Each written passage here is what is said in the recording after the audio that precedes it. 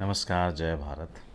आज हम बात करने जा रहे हैं फिर से सुप्रीम कोर्ट और डॉग लवर्स और उनके ऑपोजिशंस के बारे में। जैसा कि मेरे पहले वीडियो में भी था, ये काम इतना आसान नहीं है, इसमें समय लगेगा। मेरा पर्सनल मानना ये है कि अनुभव, निर्णय, स्थिति के बाद ही हम किसी ऐसे स्थान पे पहुंच पाते हैं जहाँ पे क्या उचित है, क्या नहीं है, क्या कम उचित है, क्या ज़्यादा उचित है।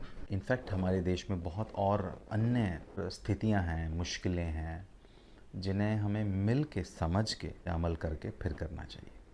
तो पहले मैं आता हूँ सुप्रीम कोर्ट के वर्डिक्ट के ऊपर। इन्होंने 8 हफ्ते का और टाइम लिया है। With due respect, supreme court and dog lovers and NGOs and अन्य संस्थाएं, अन्य इंडिविजुअल्स, इन सभी को मिल के इसका निवारण करना होगा। सबसे पहले तो उन्होंने एनजीओज और इंडिविजुअल्स को, दोनों को ये इत्तलाह किया है और एक नियम रखा है कि कोई भी स्ट्रे डॉग्स को खाना खिलाने के लिए कहीं पे भी खाना नहीं खिला सकता होगा।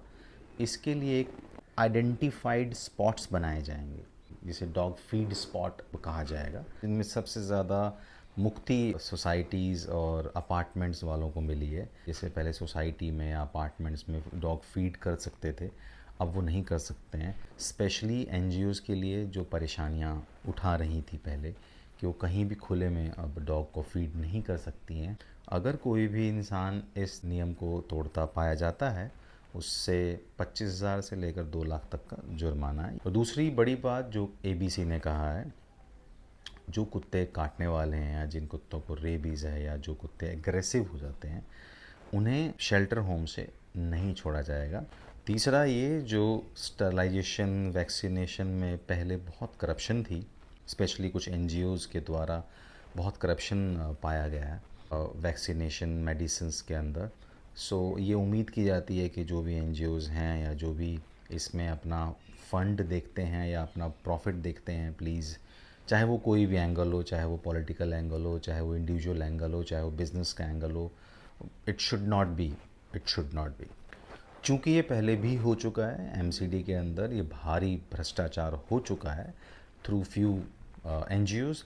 सो इस पे रोक लगानी चाहिए। कुछ 7 से 8,000 आरडब्ल्यूएस है जिन्हें बल मिला है कि अब किसी एक नए नियम, नई शुरुआत से, नए तरीके से, नए छोर से, नए क्षण से काम शुरू किया जाए। और मैं ये भी कहना चाहूँगा कि साइकोलॉजिकली, मेंटली, फिलोसफिकली, हिस्टोरिकली बहुत सारे एंगल्स आते हैं। सभी इंसान एनिमल लवर नहीं हो सकते।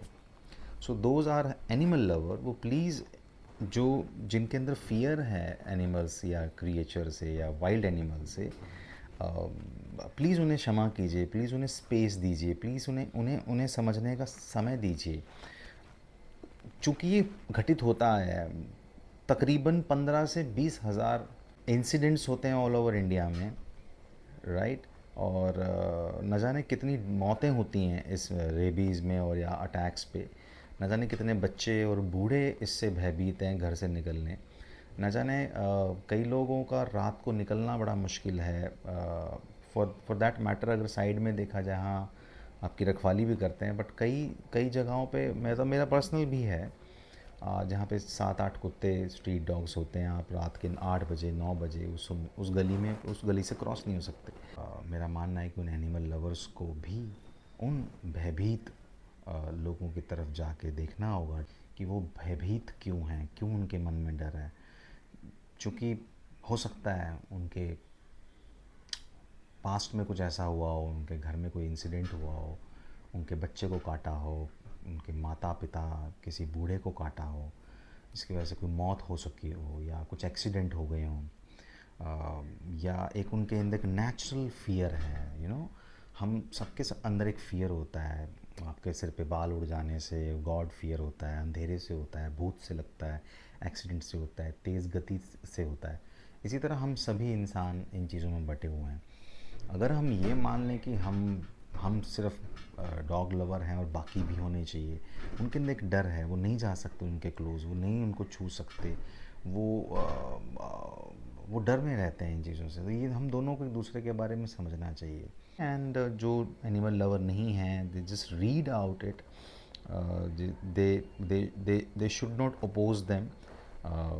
उन्हें हमेशा साथ देना चाहिए जो एनिमल लवर हैं, उन्हें समझें एक दूसरे को, हम एक दूसरे को समझें, कैसे समझें इसके लिए हमें बहुत सारी बातों का ध्यान रखना है कि हमें आपस में एक दूसरे पे एग्रेसिव नहीं होना है, हमें आपस में एक दूसरे पे कोई तर्क नहीं करना है, हमें आपस में एक दूसरे के साथ कोई तंज नहीं कसना है, हाथ में हाथ एक दूसरे के साथ आगे बढ़ना है। कुछ ओपोजिशन ने ये सवाल भी खड़े किए हैं कि नसबंदी एक सही तरीका नहीं है। मैं भी कहीं ना कहीं से एग्री करता हूँ। हम हर चीज़, हर एक्सपेरिमेंट जानवरों पे ही क्यों करते हैं? प्लेग आया तो चूहों पे कर दिया, या अन्य तरह के हमारे कोई भी एक्सपेरिमेंट होते हैं, आविष्कार होते हैं, हम जानवरों पे ही क्यों करते हैं? क्या उनका जीवन इतना महत्वपूर्ण नहीं है? शायद नहीं। अगर यही नसबंदी वाला, यही टीकाकरण हमारे साथ करा जाए तो क्या ये सही है? क्यों उनकी नसबंदी करी जाए? क्या उनकी नेचुरल ग्रोथ या फिर उनकी बायोलॉजिकली सिस्टम के साथ खिलवाड़ नहीं होगा? अगर उनकी जनसंख्या बढ़ रही है तो हमारी भी तो बढ़ रही है। वो ख़तरनाक है समाज के लिए, तो क्या हम इंसान ख़तरनाक नहीं हैं? मुझे ऐसा लगता है कि हम जानवरों से ज़्यादा ख़तरनाक हैं। जी हाँ, मैं इसका अपोज़ करता हूँ, तहे दिल से अपोज़ करता हूँ। टीकाकरण करना या नसबंदी करना ये सही नहीं है।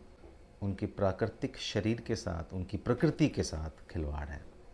मेरा एक और मानना और समझना है कि क्या हमारे पास ग्राउंड रिपोर्ट है, ग्राउंड रियलिटी है? जी नहीं, ज़्यादातर इंसानों के पास नहीं होती है। क्या कभी आप में से जिन्होंने इतने सारे वीडियोस, रील्स या तमाम तरह की समाचारों में सब चीज़ें सुनी होंगी, क्या आपने कभी भी किसी डॉग शेल्टर में विज़िट किया? किसी प्राइवेट डॉग शेल्टर में विज़िट किया? किसी गवर्नमेंट डॉग शेल्टर में विज़िट किया? जी हाँ, ये बिल्कुल उसी तरह है जैसे private hospitals and government hospitals, but अब ऐसा नहीं है। किसी किसी जगह, क्योंकि सरकार के पास सिर्फ एक यही काम नहीं है। हमारे बॉर्डर पे बहुत लड़ाइयाँ हैं, हमारे पड़ोसी देश हम पे बार बार अटैक कर रहे हैं, हमारे पास बहुत सारी प्रॉब्लम्स हैं, इसलिए हो सकता है हमें समय ज़्यादा लग रहा हो। तो उत्तेजित होने के अलावा हमें ये समझना चाहिए कि हमारे देश पे कितना बड़ा भार है, और ये भार ये सिर्फ देश के कुछ नेता या कर्मचारी ही नहीं उठाएंगे, हमें भी उठाना चाहिए एज ए इंडिविजुअल। मैं बार बार इस पर फोर्स कर रहा हूँ, as a individual, as a individual. अगर हम खुद के अंदर सफाई ले आएँ, अगर हम खुद के अंदर ईमानदारी ले आएँ, हम खुद के अंदर भ्रष्टाचार ख़त्म कर दें, हम खुद का भ्रम अगर हटा दें, हम खुद के अंदर से ईर्ष्या हटा दें, तो क्या पॉसिबल नहीं है ज़िंदगी में पाना? क्या पॉसिबल नहीं है हमें प्यार मिलना? क्या पॉसिबल नहीं है हमें किसी हर चीज़ का अधिकार मिलना? क्या पॉसिबल नहीं है हमें स्वतंत्रता में जीना? हर चीज़ पॉसिबल है, हर चीज़ निश्चित है, अगर आप इंडिविजुअली रोज़ रोज़ रोज़ अपने आप से बात करें, अमल करें, एक्नॉलेज करें एज ए इंडिविजुअल। आप कितनी रिस्पॉन्सिबिलिटी लेते हैं समाज के लिए? हम में से अधिकांश लोग केवल और केवल अपने लिए जी रहे होते हैं। मैं उनका धन्यवाद करना चाहूँगा, उन संस्थाओं का, उन एनिमल लवर्स का जो एटलीस्ट इनके लिए जी रहे हैं। How about others? मुझे लगता है इनकी आबादी सिर्फ 10% ही होगी। 90% हम ह्यूमन बहुत सेल्फिश हैं, हम सिर्फ और सिर्फ अपने लिए जी रहे होते हैं। मैं ये नहीं कहता कि जाके कुछ रिस्पॉन्सिबिलिटी उठाएं, take as action, but at least think. आप सोच भी सकते हैं। मेरे ख्याल से सिर्फ 10% आबादी ही है जो पशुओं को प्रेम करती है। बाकियों की रिस्पॉन्सिबिलिटी का क्या? सिर्फ डरना, सिर्फ अपने एयर कंडीशनर रूम के अंदर बैठना, सोफ़े पे एक बड़ी गाड़ी ख़रीद लेनी? जी नहीं, ये जीवन नहीं है। मेरा मानना है कि जीवन हमेशा सुंदर तभी लगता है जब आप किसी और के लिए करते हैं।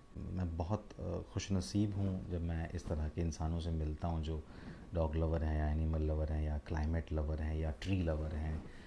हमारे देश में एक समस्या नहीं है, हमारे देश में बहुत समस्या है, और हम एज ए इंडिविजुअल इसे नहीं समझेंगे तो कभी भी उस बदलाव के बारे में जो आप सोच के बैठे हैं, या आप गालियाँ देते हैं या तर्क करते हैं, या आपके अंदर एक क्रोध है, वो कभी नहीं आएगा। जब तक आप अपने अंदर बदलाव नहीं लाएंगे तब तक बाहर कोई बदलाव नज़र नहीं आएगा। आप में से कितने ऐसे लोग हैं जिन्होंने कुछ इस पृथ्वी को देने की कोशिश करी? अगर मैं आपको ये कहूँ कि बचपन से लेकर आज तक आपने 12th या ग्रेजुएशन भी करी होगी, कितने कागज़ पे हमने कितनी किताबें पढ़ी होंगी, कितनी कॉपियों के अंदर हमने कुछ लिखा होगा। कहाँ से आते हैं ये पेजेस? ये जो पेड़ कट के जो पेज बनते हैं, क्या हमने कुछ पेड़ लगाए? हाँ, कुछ लोगों ने लगाए होंगे, क्या आपने 1 या 2 या 3 पिछले 4 साल पहले लगाया होगा और आपको लगता है कि आपने, इट्स नॉट एनफ। यस, जितना तर्क, जितना गुस्सा हम समाज या सरकार को लेके देखते हैं, उतना आप ज़रा अपने अंदर भी झांके। क्या आप ऐसा करते हैं? क्या आप सभी के सभी लोग टैक्स भरते हैं? मैं उन लोगों से बहुत प्रेम करता हूँ जो हाँ जिन्होंने ये सब किया है, जो मैं बोल रहा हूँ। बट हाउ अबाउट अदर्स जो नहीं कर रहे हैं? जी हाँ, हम सिर्फ़ और सिर्फ सोचने और करने के बीच की दूरी में फंसे रहते हैं। ज़्यादातर लोगों की इस देश में ये समस्या है कि वो शायद अपनी कुछ पर्सनल लाइफ, अपनी पर्सनल इश्यूज़ या पर्सनल जीविका से पीड़ित होंगे। मैं ये बात मेरी उन पे एप्लीकेबल बिल्कुल नहीं होती है। ये बात उन पे एप्लीकेबल होती है जो कर सकते हैं, जो सक्षम हैं इन सभी कार्य को करने के लिए। आप में से कितने लोग शेल्टर में गए? क्या जानते हैं आप शेल्टर के बारे में? वहाँ पे किन किन चीज़ों की आवश्यकताएं होती हैं? क्या जानते हैं आप? वहाँ के लिए मेडिसिन्स, उनका फूड, उनके वहाँ पे एक हेल्पर की ज़रूरत, वहाँ पे उस जगह के लिए वहाँ का बिजली, वहाँ का पानी, न जाने कौन से कोने में, कौन सी जगह पे, किस किनारे में, किसी टायर के नीचे टांग टूटी हुई किसी कोई ज़ख्मी जो आपस में लड़के, इतने तमाम तरह के कुत्ते आपस में पीड़ित घूमते रहते हैं इधर से उधर। वहाँ तक पहुँचने की, रीच करने के लिए भी हमें हमें इंसानों की ज़रूरत पड़ती है। कितने लोग हैं? बहुत चंद लोग हैं जो इन एनजीओज़ को चला रहे हैं, और हम इस बात का अपोज़ कर लेते हैं अगर किसी सरकार ने या सुप्रीम कोर्ट ने कहा कि हम उनको वहाँ ले जाएंगे। आप प्लीज़ वहाँ जाके कंडीशंस देखिए, आप इस बात पे इन्वेस्ट कीजिए। क्या आप में से किसी ने 10 रुपये से लेकर 100 रुपये या जितने अभी आप सक्षम हैं उतना किसी ने योगदान किया? कितने सारे यूट्यूबर्स, कितने सारे न्यूज़ चैनल्स, कितने सारे डॉग लवर्स इन सभी चीज़ों के ऊपर रील्स, इंस्टाग्राम बना रहे हैं? कितने लोगों ने उनको वहाँ पे हेल्प करी? कितने लोगों ने वहाँ पे पैसों का योगदान दिया? मेरे ख्याल से बहुत कम। जी हाँ, हम अपने कॉस्मेटिक, हम अपने बाइक्स, हम अपने घरों पे, हम अपनी साड़ियों पे, हम अपने अन्य तमाम चीज़ों पे खर्चा कर लेते हैं, लेकिन जब बात आती है यहाँ पे तो ये हमारे लिए एक अननोन समाचार बन के कहीं दूर अंधेरे में पड़ी रहती है। जी नहीं, इस तरह कभी भी वो समाज, वो जीवन, वो देश नहीं देख पाओगे अगर आप इंडिविजुअली इन चीज़ों को नहीं समझोगे। हमारे देश में अन्य बहुत समस्याएं हैं जिसके बारे में मैं बात करना चाहता हूँ। होप करता हूँ, उम्मीद करता हूँ कि मैं अभी इस वीडियो में नहीं तो कभी किसी और वीडियो में ज़रूर कहूँगा।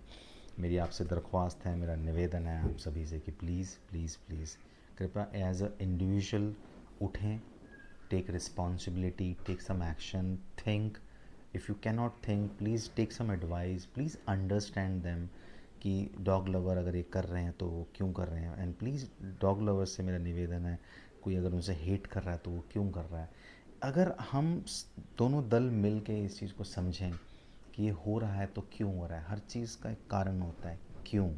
कोई भी अगर डॉग्स को बचाने की कोशिश कर रहा है तो वो क्यों कर रहा है, और अगर कोई डॉग से डर रहा है तो वो क्यों डर रहा है।